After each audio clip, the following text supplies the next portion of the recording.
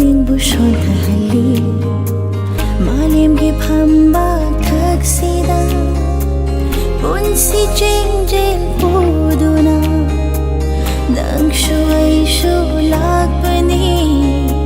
bapu gi sin thaloiduna nongmadi khong doi hullari mangda lakpa wabana mayok nasi chanaba nokna nokna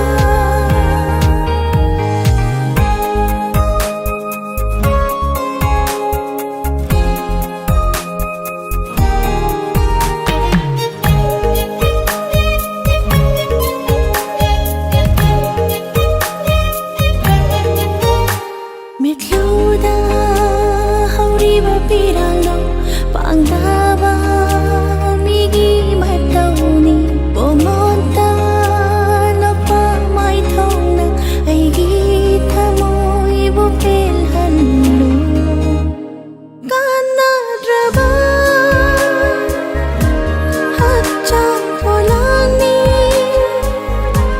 tay bandagi thanot tuna chat krabasho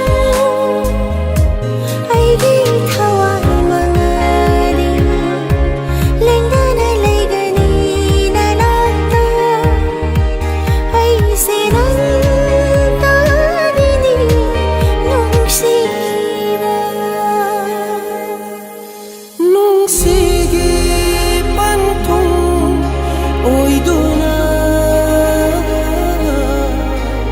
nung ay ba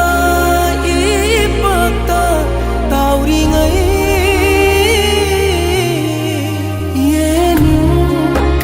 hana lakpada faira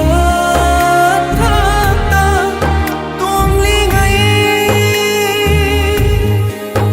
Pumbi cekla anina mapangkai naramikuta Pumbi cekla anina mapangkai naramikuta karamba